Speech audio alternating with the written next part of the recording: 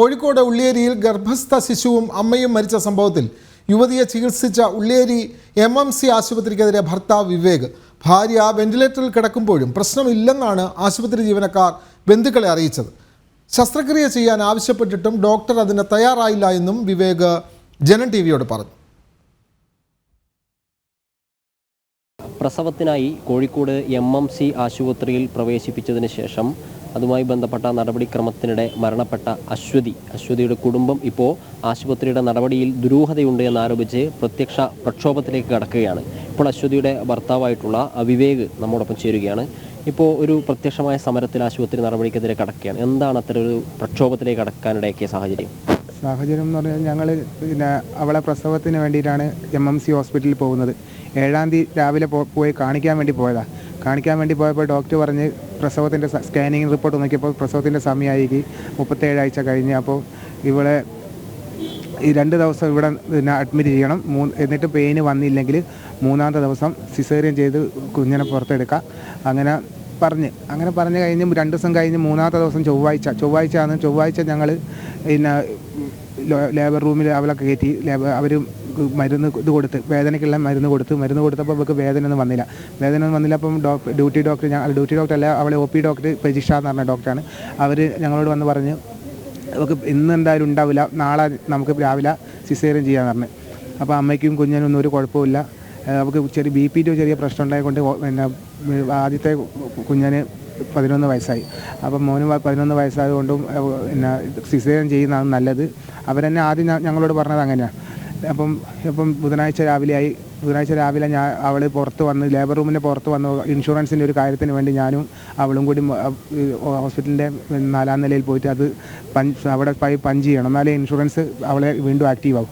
അത് കഴിഞ്ഞ് എന്നോട് പറയുകയും ചെയ്തിരുന്നു. അപ്പോൾ എന്നെ ഗുളിക തന്നിക്ക് വേദനയ്ക്കുള്ള ഇനിയിപ്പം മരുന്നും കൂടി കയറ്റണം എന്ന് പറഞ്ഞേക്ക്.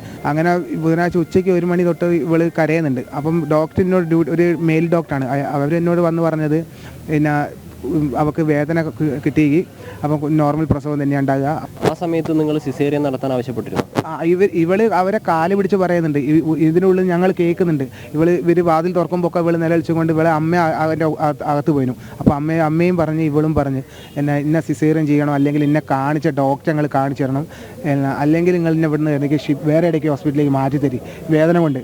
അപ്പം പുറത്ത് എന്നോട് വന്ന് ഇത് ഡോക്ടർ നമുക്ക് ഉള്ളിൽ കയറാൻ, ആണുങ്ങൾക്ക് ഉള്ളിൽ കയറാൻ പറ്റില്ലല്ലോ. അപ്പോൾ ഡോക്ടർ വന്ന് എന്നോട് പറഞ്ഞത് അവൾ വാശി കാണിക്കാൻ നോക്ക്, വേദനയൊന്നും കൂടുതലില്ല, അവൾ വാശി കാണിക്കാന്ന്, കുഞ്ഞിനും കുഴപ്പമില്ല, അമ്മയ്ക്കും കുഴപ്പമില്ല, BP ഒക്കെ നോർമലാണെന്നാണ് പറയുന്നത്. പിന്നീട് മറ്റൊരു ഹോസ്പിറ്റലിലേക്ക് ഷിഫ്റ്റ് ചെയ്യേണ്ട സാഹചര്യം എന്ന് പറഞ്ഞാൽ പിറ്റേന്ന് 3 മണിക്ക് ഇവളെ ഞങ്ങൾ കാണുന്നത് സ്ട്രെച്ചർ ഇട്ടിട്ട് ഇവർ കൊണ്ടുപോകുന്നതാണ് മുകളിലോട്ട് ഓപ്പറേഷൻ തിയേറ്ററിലേക്ക് സിസേറിയൻ ചെയ്യണം പറഞ്ഞിട്ട്. പിന്നെ ഒരു അരമണിക്കൂർ കഴിഞ്ഞ് ഡ്യൂട്ടി ഡോക്ടർ ജാസ്മിൻ എന്ന് പറഞ്ഞ ഡോക്ടർ എന്നോട് വന്ന് പറഞ്ഞ് കുട്ടി മരിച്ചിക്ക് അമ്മേൻ്റെ ഗർഭപാത്രം പൊട്ടിക്ക്, ഇനി അമ്മേൻ്റെ ജീവൻ രക്ഷിക്കണമെങ്കിൽ നമുക്ക് യൂട്രസ് റിമൂവ് ചെയ്യണമെന്ന്, അതിന് നിങ്ങൾ സൈൻ ചെയ്ത് തരണമെന്ന്. അപ്പോൾ ഞാനതിന് നമ്മളെ കുട്ടീൻ്റെ ആവശ്യമായ കൊണ്ട് ഞാൻ സൈൻ ചെയ്ത് കൊടുത്ത്. പിന്നെ ഒരു 8 മണിക്കൂർ നീണ്ട ഒരു ഓപ്പറേഷനാണ് കഴിഞ്ഞത്. പിന്നെ പിറ്റേന്ന് എൻ്റെ പെങ്ങൾ അവളെ കയറി കണ്ട സമയത്താണ് ഇവളെ ശരീരമൊക്കെ വീങ്ങി തടിച്ച് കണ്ണൊക്കെ പുറത്തേക്ക് വന്നൊരവസ്ഥയുള്ളത്.